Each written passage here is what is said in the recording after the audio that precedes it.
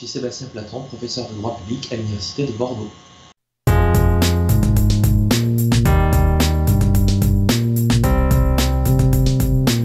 Alors, il y en a deux principales originalités. La première, je dirais, c'est d'analyser de façon systémique le droit de l'Union et le droit du Conseil de l'Europe. Alors de façon systémique, c'est-à-dire en essayant vraiment d'analyser comment ces deux droits s'interpénètrent et interagissent l'un avec l'autre, et le droit du Conseil de l'Europe au sens large, puisqu'on ne se limite pas à la Convention européenne des droits de l'homme et à la jurisprudence de la Cour européenne des droits de l'homme, même si c'est bien évidemment central, mais on essaye aussi d'insister sur la Charte sociale européenne et la jurisprudence qui y est afférente. Donc je crois qu'il n'y a pas beaucoup d'ouvrages sur le marché, il n'y en a même pas du tout, il y en a eu, mais je pense qu'il n'y en a plus, qui essayent vraiment de mettre en relation de façon systémique ces deux corps de droit. La deuxième originalité, je dirais, c'est peut-être moins original, mais on essaye aussi pas mal d'insister sur les procédés non juridictionnels de protection des droits. En général, on essaie les manuels se concentrent souvent sur les procédés juridictionnels ou quasi juridictionnels, et on a essayé d'intégrer les procédés non juridictionnels de type médiateur européen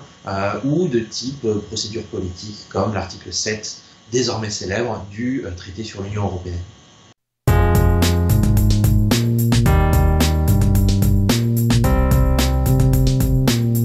Ces deux systèmes ont réussi à s'articuler d'une façon assez optimale, tout en étant séparés. Donc je dirais que en l'état d'articulation de ces deux systèmes, par l'effet de ces jurisprudences convergentes, de ces jurisprudences respectueuses l'une de l'autre, la Cour de justice qui intègre la jurisprudence de la Cour européenne des droits de l'homme, et la Cour européenne des droits de l'homme qui reconnaît le niveau de protection des droits fondamentaux dans l'Union européenne et qui en tire des conséquences en limitant son contrôle sur des actes nationaux d'application du droit de l'Union européenne. Je dirais qu'il est assez difficile d'aller plus loin, et du coup le seul moyen, je dirais vraiment, d'aller plus loin dans l'articulation, ce serait l'adhésion. Et cette adhésion, comme on le sait, elle a été rendue possible par le traité de Lisbonne, qui a donné compétence, et même une compétence liée, on devrait dire, à l'Union européenne pour adhérer à la Convention européenne des droits de l'homme, levant de ce faisant l'obstacle que la Cour de justice avait identifié dans son avis de 1994, où elle avait estimé que la communauté européenne à l'époque n'avait pas compétence pour adhérer à la Convention. Le problème, il est connu, c'est que dans son avis du 18 décembre 2014, dans son avis 2.13, la Cour de justice a examiné l'accord d'adhésion de l'Union européenne à la Convention européenne des droits de l'homme et l'a estimé contraire au droit de l'Union européenne, selon un raisonnement qui est, pour ne pas dire plus, très variablement convaincant, et qui est surtout dont il est assez difficile de tirer les conséquences, à tel point que, à ma connaissance, je ne crois pas qu'il y ait eu de nouvelles tentatives de renégocier l'accord et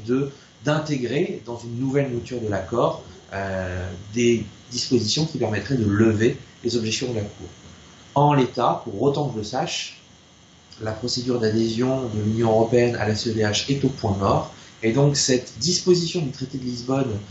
qui oblige l'Union européenne à adhérer à la Convention européenne des droits de l'homme, eh bien, pourrait bien, malgré tout, rester lettre morte.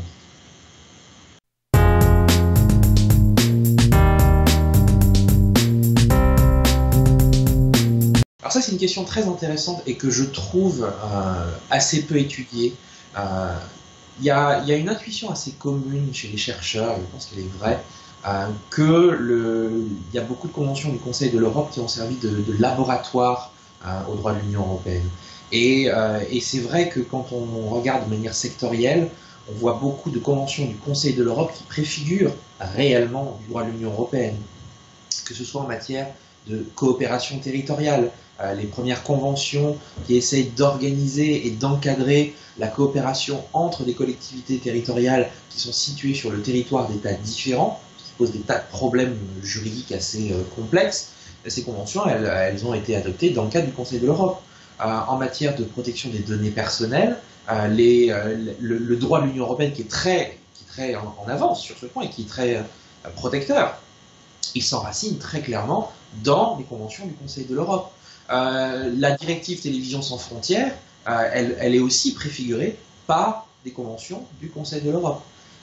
Et au-delà de cette influence directe du Conseil de l'Europe sur le droit de l'Union européenne, je dirais aussi qu'il y a des interactions plus complexes qui se créent, et parfois l'interaction se fait dans plusieurs sens. La coopération territoriale, c'est un exemple intéressant. Les premières conventions sur la coopération entre collectivités territoriales, elles ont été élaborées dans le cadre du Conseil de l'Europe. Puis l'Union européenne a commencé à intégrer cette question-là dans le cadre de sa politique régionale et dans le cadre des fonds structurels, a créé un véhicule qu'on appelle le GECT, le Groupement européen de coopération territoriale, et le Conseil de l'Europe a réagi en essayant de finalement copier le droit de l'Union européenne et en créant les GEC, les groupements européens de coopération, je crois, ou euro-régionaux de coopération. C'est une façon d'essayer de réintégrer ce que l'Union européenne a fait de ce droit-là. Donc il y a une espèce d'interaction qui se fait. Et je remarque aussi des influences dans l'autre sens, c'est-à-dire du droit de l'Union européenne vers le Conseil de l'Europe.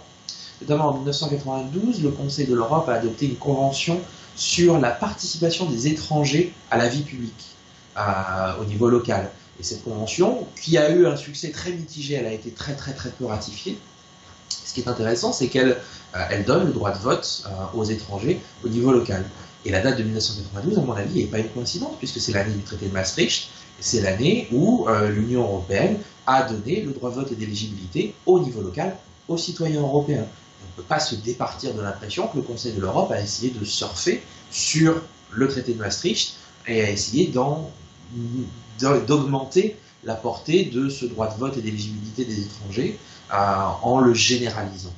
Ça a été un échec, mais indépendamment de ça, je trouve que c'est intéressant et qu'il y aurait vraiment une étude à faire sur cette interaction, sur ces influences réciproques et peut-être aussi sur les contradictions, parce qu'il y en a certainement.